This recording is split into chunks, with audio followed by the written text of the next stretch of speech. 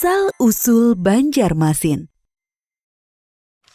Kalimantan merupakan pulau terbesar kedua di Indonesia yang terbagi menjadi 5 provinsi. Salah satunya adalah Provinsi Kalimantan Selatan yang beribu kota di Banjarmasin. Kota Banjarmasin berusia sangat tua.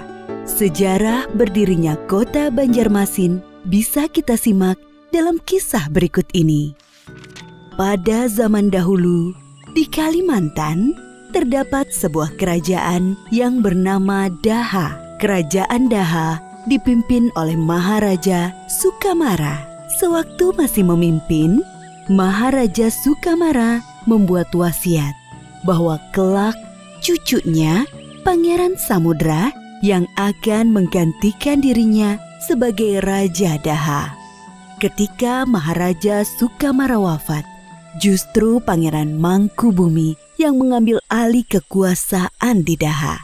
Kekuasaan Pangeran Mangkubumi tidak bertahan lama. Lalu, Pangeran Tumenggung mengambil alih kekuasaan sebagai raja di Daha. Kerajaan Daha merupakan salah satu kerajaan di Nusantara yang terus dilanda pertengkaran, memperebutkan kekuasaan. Perebutan kekuasaan yang tiada kunjung berakhir mengakibatkan banyak rakyat Daha hidup dalam kemiskinan dan kelaparan. Lalu, ketika perebutan kekuasaan terjadi, di manakah Pangeran Samudra, pewaris sah tahta kerajaan Daha? Kehidupan di istana Daha tidak aman bagi Pangeran Samudra. Perebutan kekuasaan yang terjadi terus-menerus mengancam jiwa Pangeran Samudra. Pangeran Samudra akhirnya memilih mengasingkan diri di dekat muara Sungai Barito. Di sepanjang aliran Sungai Barito, terdapat kampung-kampung yang berbanjar-banjar atau berderet-deret mengikuti aliran sungai hingga ke muara. Kampung-kampung tersebut meliputi Baladean, Sarapat, Muhur, Tamban, Kuin, Balitung, dan Banjar. Di antara kampung-kampung tersebut, Kampung Banjar memiliki lokasi yang strategis karena letaknya di muara yang merupakan pertemuan dari 5 aliran sungai. Kampung Banjar kemudian berkembang menjadi sebuah bandar besar. Kapal-kapal dagang datang dari berbagai kerajaan jauh. Saat itu, Kampung Banjar berada di bawah kekuasaan seorang patih yang bernama Patih Masih. Sehingga Kampung Banjar kemudian dikenal dengan nama Banjarmasih. Patih Masih mengetahui bahwa Pangeran Samudra berada di wilayahnya. Patih Masih kemudian mengadakan perundingan dengan Patih Balit, Patih Muhur, Patih Balitung, dan Patih Kuin. Perundingan itu mencapai kesepakatan untuk mengangkat Pangeran Samudra menjadi raja, sebagaimana wasiat Maharaja Sukarama. Atas permintaan Patih Masih dan 4 patih lainnya, Pangeran Samudra akhirnya bersedia menjadi raja di Banjarmasih. Dengan naiknya Pangeran Samudra menjadi raja, maka Banjarmasih sebagai ibu kota kerajaan semakin berkembang pesat. Perdagangan berkembang semakin ramai. Perkembangan Banjarmasin dan naiknya Pangeran Samudra menjadi raja membuat posisi kerajaan Daha menjadi terdesak. Pangeran Tumenggung segera memimpin pasukannya menyerbu Banjarmasih. Perang terjadi di Sungai Barito maupun di daratan. Peperangan tersebut membuat korban berjatuhan dalam jumlah besar dari kedua belah pihak.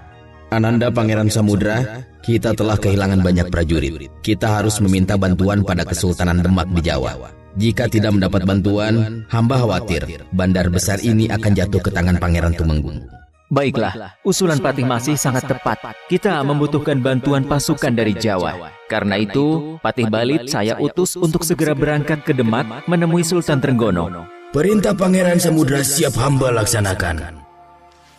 Ketika itu, Kesultanan Demak dipimpin oleh raja yang bernama Sultan Trenggono. Patih Balit, sampaikan kepada Pangeran Samudra Permintaan bantuan pasukan bisa kami penuhi dengan satu syarat. Raja dan seluruh rakyat Banjarmasin bersedia memeluk agama Islam sebagaimana sultan dan rakyat di Kesultanan Demak. Pangeran Samudra menyetujui syarat yang diajukan Sultan Trenggono. Pasukan bantuan dari Demak yang berjumlah 1.000 orang segera bergabung dan bersiap menyerbu pusat kerajaan Daha. Pasukan Banjarmasin dan Demak berhasil mengepung istana kerajaan Daha. Korban berjatuhan di pihak pasukan Daha. Namun Pangeran Tumenggung bersikeras tidak mau menyerah. Yang mulia Pangeran Tumenggung, korban dari pihak prajurit kita semakin banyak. Saya sarankan agar pangeran melakukan perang tanding dengan Pangeran Samudra. Siapa yang kalah, maka dia harus tunduk kepada yang menang. Inilah satu-satunya cara untuk mencegah semakin banyaknya korban. Usul Patih Arya Trenggana diterima oleh Pangeran Tumenggung dan Pangeran Samudra. Mereka berdua siap untuk melakukan duel penentuan. Ketika duel hampir berlangsung, tiba-tiba Pangeran Samudra membuang pedangnya. Pangeran Tumenggung, bagaimanapun engkau adalah pamanku. Bagaimana mungkin aku tega membunuh paman yang sudah aku anggap sebagai orang tuaku sendiri? Aku sudah membuang pedang, silahkan paman membunuhku. Pangeran Tumenggung yang awalnya marah dan siap membunuh Pangeran Samudra, akhirnya menjadi luluh hatinya. Ananda Pangeran Samudra, maafkanlah pamanmu ini. Selama ini, paman hanya mengikuti hawa nafsu untuk berkuasa, hingga mengakibatkan rakyat banyak yang menjadi korban. Pangeran Tumenggung akhirnya menyerahkan kekuasaannya kepada Pangeran Samudra.